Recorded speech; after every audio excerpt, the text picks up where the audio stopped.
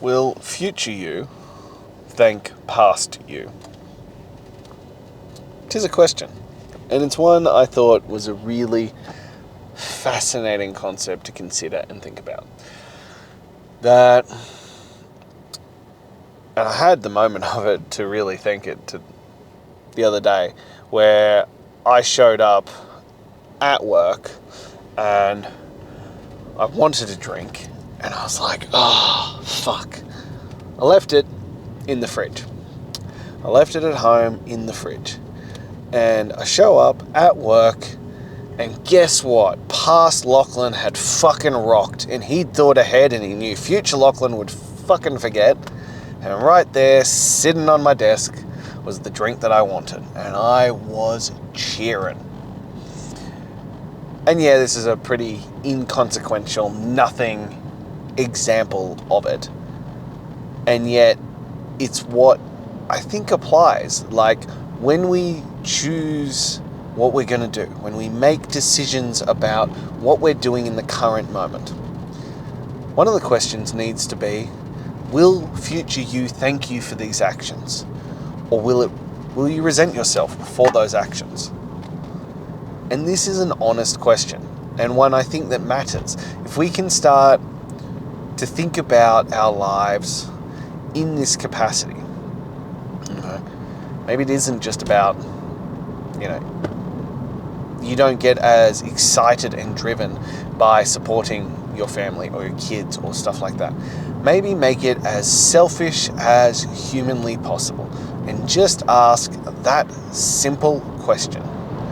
Would future you thank you for those decisions? Would future you be happy that you made those choices?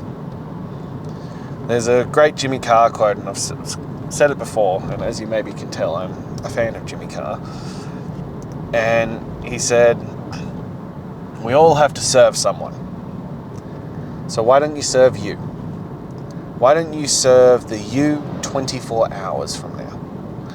When you think about the decisions that you are going to make, why don't you serve you 24 hours from this point? And I think that's perfect. I think that's a really incredible way, to think about life. When we make these choices, when we, are choosing between, do I want to sit here and doom scroll for the next hour, or am I going to go hit a workout, or do a weighted walk, or eat something nutritious? I have the choice between drinking again or fueling my body with water. I have the choice of the pizza or a steak. What is myself, my future self, 24 hours from now going to think about this action? They're going to be pleased with it? They're going to be ecstatic by it? Or are they going to resent it? Because I find one of the biggest problems is, and especially when we talk about making a change, is that the hardest part is, at least initially, you have to overcome the bad choices that you made previously. And that's a struggle. That's an issue. And that's what a lot of people have trouble with. Because, you have to then overcome those parts the mistakes that you made earlier. And always the one I have, which I think is the simplest example of it, is, sleep and sleep deprivation. Alcohol and food like that also plays a big part. But, sleep. Did you make the right choice and you got enough sleep? And if the answer is no, and then you have to make the choice about getting up early the next day to do a workout, to get shit done, and you're like, I'm too fucking knackered, I'm going to hit snooze and sleep in, past you has fucked future you. And that's a problem. And while we are trying to make changes and you continue to make the same mistakes and you continue to fuck things up in that format, it's gonna be difficult. You are gonna struggle with it. And that's a really, really hard choice to make. Because, You can't keep making those choices. You can't keep making the same mistakes that you used to make and think that you're going to end up in a different place and think that you can push forward into different choices. Because if you're suffering from those mistakes over and over and over again,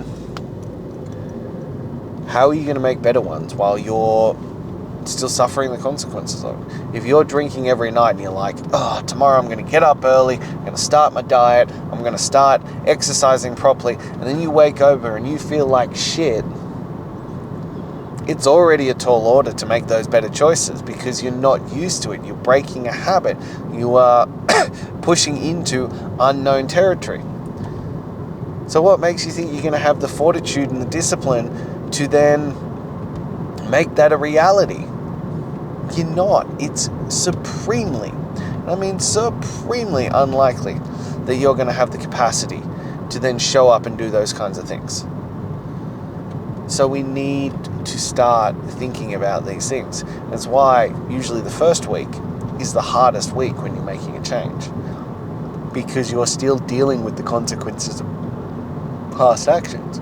You're still dealing with the choices that you made previously. And you need to start considering, thinking, planning ahead on how these choices and actions and habits are going to affect future you. Are you going to be cheering about the choices you made, or are you going to resent that you fucked up again? And sometimes those choices are beyond your control. And sometimes they are hard and they suffer. You know, the example I had last night is my son is very much going through a phase where, you know, he's never been a great sleeper, and basically the only way he'll sleep is if I sleep with him. So we have a queen bed, and for him, which is the craziest thing in my mind for a 2-year-old, but that's what it is. So my 2-year-old has his own queen bed, generally because dad sleeps in the bed with him every single night. Anyway, and so he goes to bed between 5:30 and 6, and then we'll wake up and come get me to take him back to bed.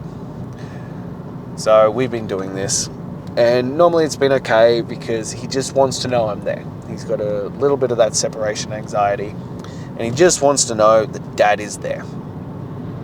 So I go back to bed with him, and I tuck him in. He rolls over, he closes his eyes, and he's not fully asleep, but he's on the way to sleep. And as long as I stay there for about 15-20 minutes, he'll go back to sleep, and then I can continue on with what I'm doing in the evening. Now, so usually what I do during this time is I do work on my phone. So I'm still making that time productive. I'm still soothing him and giving the love and care that he needs, but I'm still able to utilize that time because, as we discussed before, I do 40-45 hours a week on the gym floor, so I've got to utilize time in the evening to get all the other work done, the running a business and building out 126 and all, and you know, helping people through Greatness Club and that kind of stuff. So I have to do that side as well. The progression we had last night is he's now decided he wants snuggles. And it's a really hard one for me on this one, because part of me wants him to learn how to sleep on his own, because he needs to. He needs to reach a point where he can sleep on his own. On the flip side, there is a finite amount of time that my beautiful little son is going to want to love me on that level. And I am aware that that time will disappear faster than I know what to do with. And so if he wants snuggles and that's what's going to do it, and he loves his dad and he sits there and he wants snuggles and he tells me that he loves me, I don't think there is ever going to be a point where I say no to that. I don't think there is ever going to be a day where I'm like, nah. You know, yeah, your sister and your mum are my highest priority and my highest value, but you know what? I'd rather sit on my phone to do that. So I said yes. So I snuggled him down, and I've had a few of late nights where future Lachlan resented past Lachlan So I fell asleep during the snuggles, woke up 2 hours later, and I had shit to do. Because I said I would. I had things that I had committed to, and they were gonna get done. No matter how I felt about that situation, they were gonna get done. So I wake up after having essentially a 2-hour nap, rub the sleep out of my eyes, figure it out, and go do my work. So now I feel like really shitty. And there was two parts of me. One part of me resented past Lachlan for not getting enough sleep, for not prioritizing that part of my health and fitness. I hadn't taken care of that well enough. And so past Lachlan had failed future Lachlan on that one. But on the flip side of that, I had zero regrets about making my son feel so loved that he slept deeply. I had zero regrets about taking that opportunity and loving him deeply. As I said, those times with your kids are finite. In those capacity, at that age, they will disappear like that. And look, my kids aren't even that old yet, but I already can so strongly recognize that is the case. Because I see, it amazes me how far my little girl has come. And I look back at photos of that beautiful little lady that she was, and I'm like, how did we get to here? And she's continuing to grow and develop, but in the flash of an eye, she went from this tiny little toddler to this strong, independent little lady. And every day she gets bigger, and you want to put a halt on it. You want them to just stay at this perfect, beautiful little stage, and they don't. They just continue to grow. And so all you can do is cherish the moments as they are there. Cherish them as you have them. And so that's what I'm doing. So there's no regret on that. But we need to make definitive choices about it. And we need to think ahead on what future Lachlan or future you is going to think about these choices that we make. And so part of that can be long-term, part of that can be short-term. Part of it needs to be, will I continue to have the ability to show up as the best version of myself? Will I continue to be able to do the things that I need and want to do and not resent past me for not taking the best kind of action possible? But also in the long term, not just in the 24 hours. And this is the balance that you have to find on the two. So yeah, there is future you 24 hours from now going to appreciate what you've done? Yes or no? But on the flip side of that situation is the question of you 10 years from now, 20 years from now, 30 years from now. How are you going to feel about the decisions you made on this? How are you going to feel about those choices that you have made? Are you going to be happy about it? Are you going to be ecstatic about it? Are you going to be pleased about it? As I said, even 24 hours removed from that situation, well, not even 12 hours, I have zero regrets. And I know 20 years from now I'm going to have zero regrets from the days that I had to stay up late to do the work. But I looked after my family, that I loved them, that I chose to make those special times special. It's already hard enough to leave for work in the morning because they always ask me, is this family day? Every morning. My kids ask me, is today family day? Do you have to go back to work when I come home from work? Every single day they ask me that question. So I will never, ever resent choosing to spend more time with them, choosing to make the decisions to be present, to love them, to care for them, to make them feel loved and adored and like they are the most important thing in the world to me, because they are. I will never resent those choices. But it means that I have to be more careful and more diligent and more aware of the other choices that I make. the other choices that I choose in terms of the flow-on effect. If I'm going to make the choices, which I don't regret by any stretch of the imagination, on being the best father, on being there and showing up and being present, it means that I cannot risk the dopamine chasing. I cannot risk not looking after my health with, I can't risk the alcohol. I can't risk the junk food. I can't risk the dopamine chasing. I can't risk wasting time on social media, on TV, on things that don't matter, that do not provide for my family, do not provide me happiness, do not provide me income. I cannot risk doing those things that serve no purpose, that do not bring benefit, because I will choose these situations and being present first and foremost always. So I don't want to wake up the next day and go, well, yeah, I did that one and I have zero regrets about it, but then I wasted all this time, or, made the wrong choices on the other areas. Therefore, it cancelled that out, and now I'm not able to serve my family the best way. I'm not able to show up as the best version of myself. I'm not able to show up and be present in other areas because I didn't do the right thing. That past Lachlan betrayed me on this one. And that's where I'm at with this. So I'm going to continually think about that when I'm making those choices of, will future Lachlan be grateful for these decisions?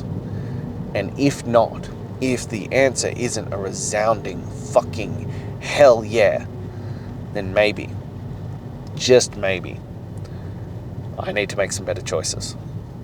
So that is all I have for you today. Now, as always, standard platitudes. If you enjoyed it, if you took benefit from it, if you found this of use, then please like, comment, subscribe. I love to hear from you guys. I love to hear how this is impacting you and making a difference in your life. So please keep sharing those things with me. Next, if you're ready to take that first step and you want to dip your toe in the water, click the link in my bio, grab my top 10 tools to transform your mental toughness. Lastly, if you know that future you is resenting the choices that you are making, and you know it's time to make better choices, to improve your confidence, your grit, your determination, your self-discipline, plus drop some unwanted body fat, build your strength, build your aerobic capacity to become the best version of yourself, and to completely start that journey to transforming your life. You can be a different man in 30 days. Send me a message. Let's talk about you joining the Greatness Club 30-day challenge and see what you can do in 30 days. I think it's time that we stop resenting our past selves and start being thankful for the choices that they made. That's all I have for you. Until next time.